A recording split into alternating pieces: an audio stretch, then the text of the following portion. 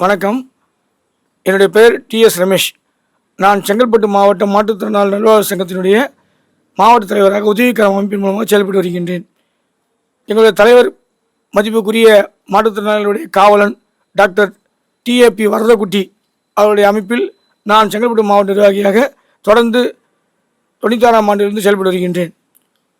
எங்கள் மக்களுக்காக வேண்டி தற்போது நான் போக்குவரத்து துறையில் பணிபுரிந்தாலும் கடந்த காலங்களில் 96ஆம் ஆண்டிலிருந்து 2011ஆம் ஆண்டு வரை எங்கள் மக்களுக்காக முழு நேர மாற்றுத்திறனாளிக்காக பணிபுரிந்தேன். அது மூலமாக 2 கோடிக்கு மேலே நான் ஒரு நல்வாழ்வு திட்டங்களை மக்களுக்கு நான் பெற்று தந்துள்ளேன். குறிப்பாக ஒரு 5க்கும் மேற்பட்ட மாற்றுத்திறனாளி மக்களுக்கு அவங்களுக்கு சுயமரத்தின் மூலம் திருமணம் செய்து வைத்திருக்கேன். கீதா போன் என்கின்ற ஒரு தொழில் நிறுவனத்தின் ஒரு அமைப்பின் மூலமாக, அது ஜெயின் ஃபவுண்டேஷன் மூலமாக 1,50,000 மதிப்புள்ள சீர்வரிசை பொருட்களோடு நாங்கள் பல்வேறு காலகட்டங்களில் பண்ணியிருக்கிறோம். அது இல்லாமல் ஏறத்தாழ 25க்கும் மேற்பட்ட மாற்றுத்திறனாளருடைய பிள்ளைகள் மாற்றுத்திறனாக இருக்கின்ற பிள்ளையை நாங்கள் கல்வி ஆங்கில வழி கல்வியை படிக்க வைத்து இன்றைய தினம் அவர்கள் ஆங்கில வழி கல்வியில் முடித்து பிஏ போன்ற அந்த கல்வியில் அவங்க முடிச்சிருக்காங்க. அதே அளவு இப்போ தற்சமயம் ஒரு தம்பி எம்பிபிஎஸ் நீட் எக்ஸாம் முடித்து 3வது வருடம் படிச்சுட்டு வந்துட்டுருக்கார். இது மாதிரி நிறைய விஷயம் பண்ணிகிட்ருக்கோம். அது இல்லாமல் மாற்றுத்திறனாளிகள் தங்கள் சுயமாக வாழ்க்கையில் முன்னேறி வரணும் இந்த நோக்கத்துக்காக வங்கி கடன்கள், அதாவது தேசிய மயமாக்கப்பட்ட வங்கிகள் மற்றும் தமிழக அரசினுடைய வங்கியான மத்திய கூட்டுறவு வங்கி, காஞ்சிபுரம் மத்திய கூட்டுறவு கேசிசி வங்கி என்கின்ற வங்கியில் ஏறத்தாழ நம்ம நண்பர் சக்கரபாணி செல்லான்றவங்க இதில் எனக்கு உறுதுணையாக இருந்தாங்க. அவங்க மூலமாக இணைஞ்சு ஏறத்தாழ ஒரு 100க்கும் மேற்பட்ட மாற்றுத்திறனாளிகள் திருப்பூர் பிளாக்கில் இருக்கவங்களுக்கு ஆளுக்கு 50,000 சொல்லிட்டு மீண்டும் வாங்கி NHFDC என்கின்ற திட்டத்தின் கீழ் வாங்கி கொடுத்துருக்கோம். இதனால் அவங்களோட வாழ்க்கையில் என்னென்னா அவங்க பெட்டி கடை வச்சு செய்யலாம், சுயதொழில் பண்ணுறதுக்கு வாய்ப்பு நாங்கள் ஏற்படுத்துவோம். ஏன்னா யாரும் ஒருத்தருக்கு நான் குடும்பத்தில் ஒரு பாரமாக இருக்கேன் சூழ்நிலையை மாற்றக்கூடிய ஒரு சூழ்நிலை. அதே போல் இப்போ கடந்த காலங்களில் நம்ம அன்புக்குரிய நண்பர் தீபக் நாதன்றவர் இப்போ லேலக்கல்லில் ப்ரொஃபஸராக இருக்காங்க. அவர் டிசம்பர் 3 என்ற இயக்கத்தினுடைய தலைவராக இருக்கிறார். அவர் எனக்கு ஆரம்ப காலம் நல்ல ஒரு பழக்கம்.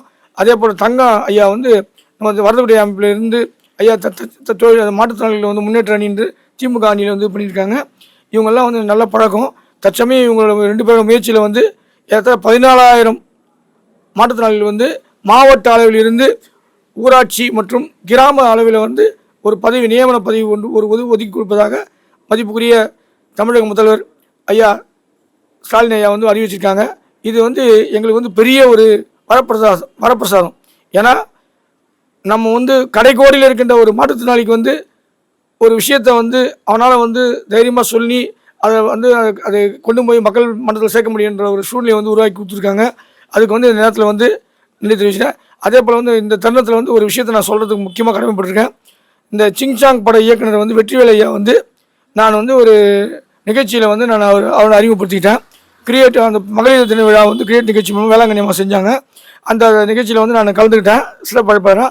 அப்போது ஐயாவை சந்திக்கும் போது ஐயாவுக்கு நிறைய கனவுகள் இருந்தது. முக்கியமாக அவருடைய கனவுன்னா பல விஷயங்கள் அவருக்கு இருந்தால் கூட, ஏன்னா இயக்குனராக இருக்கும்போது பல பணிகள் நிறைய இருக்கும் அவருக்கு.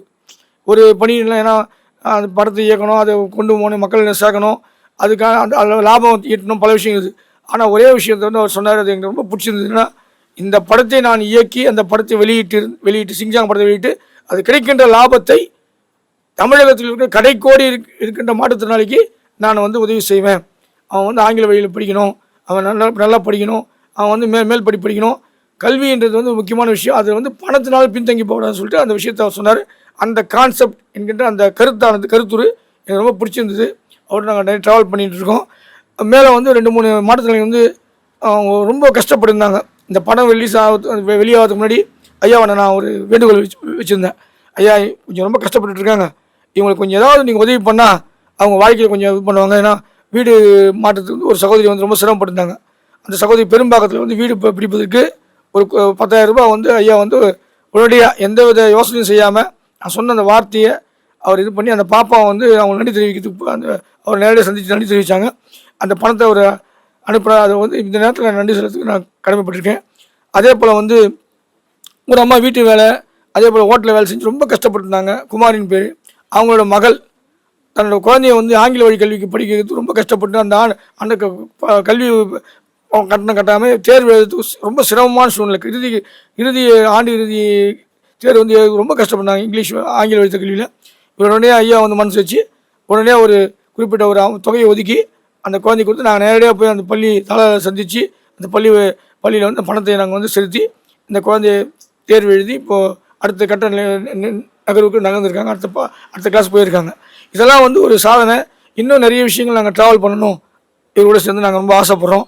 எங்கள் அமைப்பின் சார்பில் வந்து அவருக்கு படம் என்றைக்கு வெளியாகுதோ அது சிறப்பாக அது வசூல் செய்து நல்ல வெற்றி அடையணும். வெற்றி படமாக அமைந்து மாற்றுத்திறனாளி மக்களுக்கு மற்ற ஏழை மக்களுக்கு வந்து நல்ல கல்வி உதவி கிடைக்கும். ஏன்னா அவரோட முதல் அது வந்து கல்வி கரையில் கற்பவர் நாசில் மேலே நீங்கள் பிடிப்பல தெளிதின் அறிவுடைய தேரான்னு சொல்லிட்டு மூதுரையில் வந்து சொல்லியிருக்காங்க. அதுபடி கல்வியை வந்து ரொம்ப ஃபோக்கஸ் பண்ணுறாரு. நான் மாற்றுத்திறனாளிகளையும் கொஞ்சம் ஃபோக்கஸ் பண்ணுங்க ஏன்னு கேட்டிருக்கேன். அவர் அதை செய்யலாங்க சொல்லியிருக்காரு. இந்த படம் வெற்றி அடைஞ்சு தமிழக அரசினுடைய வரி விலக்கு வந்து பெறணும்னு சொல்லிட்டு எங்களோட வேண்டுகோளை வந்து முதலமைச்சருக்கு இந்த நிகழ்வு மூலமாக நாங்கள் வந்து வேண்டுகோள் வைக்கிறோம். கண்டிப்பாக இந்த படம் வெற்றி படமாக அமைந்து அனைத்து மக்களுக்கும் ஒரு பால் வார்க்கும் என்பதை நான் மகிழ்ச்சியோடு தெரிவித்து. என் பேர் வனிதா. நான் வந்து செங்கல்பட்டு மாவட்டம் கேளம்பக்கத்தில் வசித்து கொண்டு வருகிறேன். எங்கள் வீட்டில் உள்ளவங்க சோசியல் சர்வீஸ் பண்ணிக்கிட்டு வராங்க. அதனால் அவங்களுக்கு நான் இணைந்து ஈடுபாடாக பண்ணிட்டு வரேன். இந்த சிங் சாங் படத்தை மேலும் மேலும் நீங்கள் வெற்றி பெற செய்ய எங்களுடைய வாழ்த்துக்கள்.